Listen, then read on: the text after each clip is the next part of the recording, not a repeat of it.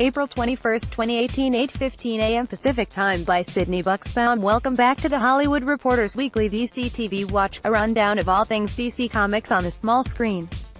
Every Saturday, we round up the major twists, epic fights, new mysteries and anything else that goes down on the CW's Arrow, The Flash, Legends of Tomorrow, Supergirl and Black Lightning, and Fox's Gotham.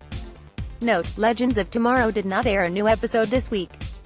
Black Lightning delayed Face-Off. Just when Black Lightning fans started preparing for the Face-Off to end all Face-Offs in the Season 1 finale, it never actually came.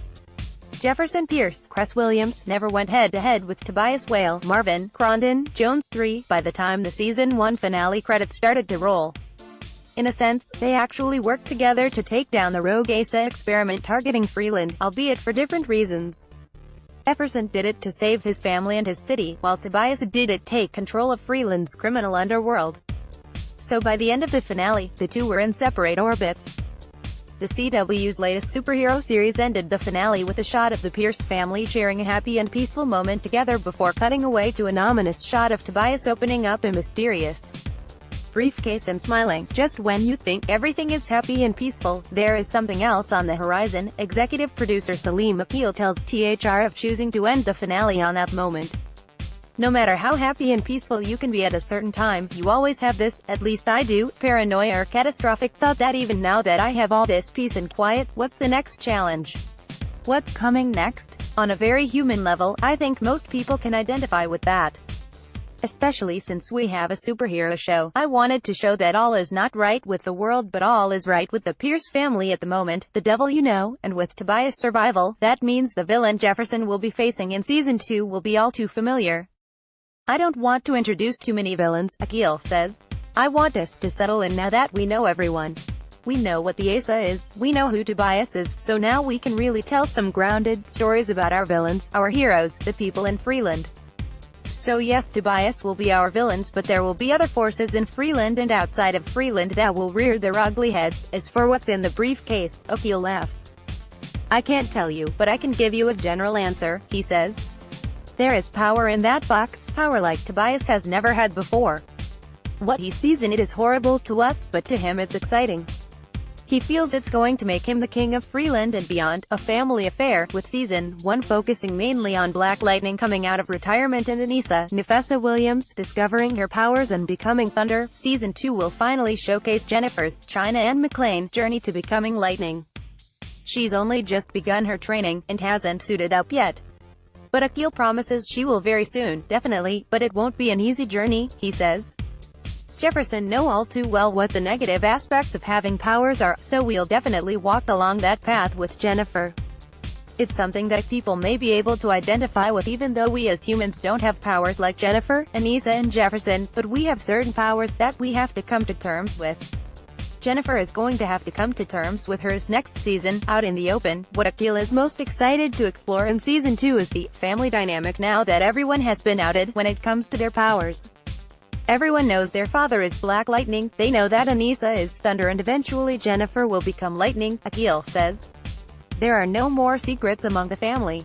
I'm excited about what that means for their relationships and their inner dynamics. No end in sight, despite Akil telling THR before Season 1 began that his dream would be to have Black Lightning run for 3 seasons. He's since rethought that wish. In that conversation, I was looking at it from the standpoint of storytelling.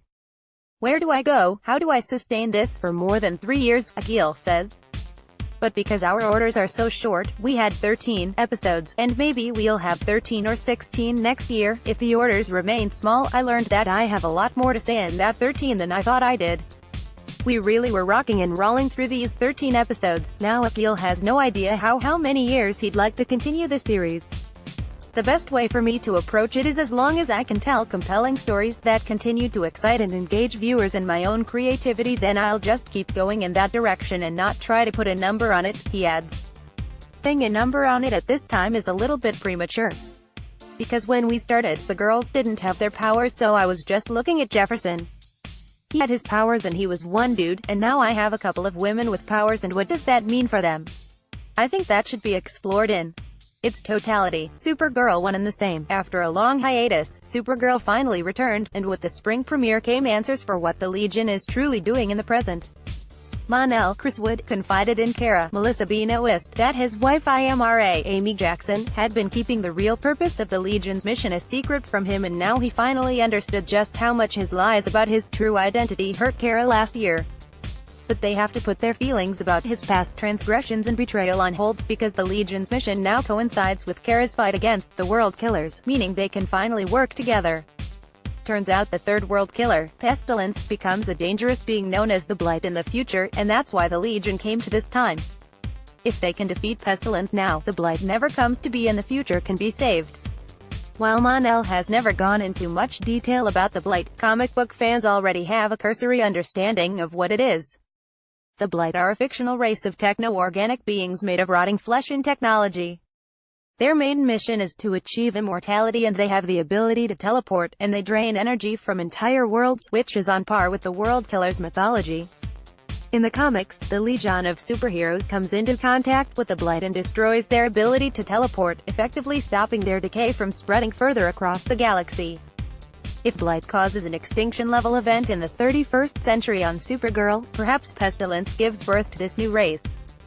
If Mon-El and Kara can stop Pestilence now, the Blight will never come to be. But is it too much to hope for them to fail in the present, so Supergirl can travel to the future and fight the Blight with the Legion? That would certainly give Season 4 a new creative boost, and raise the stakes of what Supergirl can do. The Flash. The Thinker's plans realized just when Team Flash thought they'd gotten the upper hand on the Thinker, Neil Sandilands, they realized just how formidable he truly is. He invaded Star Labs and, in a heartbreaking twist, caught and killed the remaining two bus metas, including Team Flash hero Ralph Dibny, Hartley Sawyer. While it's definitely tragic to see Ralph go after such an incredible arc of character growth from selfish cad to righteous, brave hero, this is an exciting twist for the Flash. Not only does it raise the stakes on what the Thinker is willing and able to do, but it also gives Sawyer the chance to flex his acting muscles as the new vessel for the Thinker. Watching the normally wisecracking man turn dour and serious with a malevolent twinkle in his eye is truly compelling.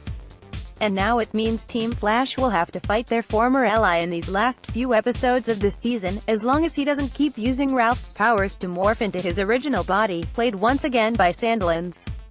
Hopefully the Thinker is done jumping from body to body and stays in Ralph's for the remainder, because this is truly the best iteration yet. Arrow. Yet another layer. This week's episode of Arrow served to make viewers care more about Ricardo Diaz, Kirk Acevedo, and his plans for Star City. But it turns out his grand plans have always been to seize control of the city, only to offer it up to yet another criminal organization so he could join it. It was quite the letdown to find out that the Dragon wasn't in this for a deeper reason other than wanting to belong with another group of criminals. But his displays of brutality might have been too much for Laurel, Katie Cassidy, so if this is what it takes to finally make her turn to the good guys and take down the Dragon, this will all have been worth it. As of now, Arrow needs to pivot from this Dragon Quadrant storyline and fast. If there is going to be an episode of Arrow almost entirely without the Green Arrow, Stephen Amell, it needs to be for a good reason, and this just wasn't it. Gotham. Guess who's back? Again, the return of Ra's al Ghul. Alexander sitting in this week's episode may have seemed like an unnecessary twist, but it actually served to propel Bruce Wayne, David Mazouz, further onto the path to becoming the Dark Knight that Batman fans know he will become. And based on the timing of Ra's return so close to the end of this season, it's looking more and more likely that Bruce will become Batman, cape, cowl, and all, by the time the finale ends.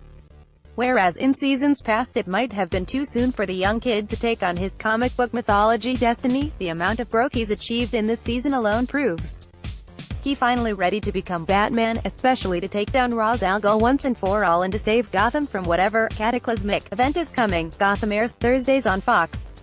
Supergirl airs Mondays, The Flash and Black Lightning air Tuesdays, Arrow airs Thursdays, and Legends of Tomorrow will return for Season 4, all on the CW. Arrow. The Flash.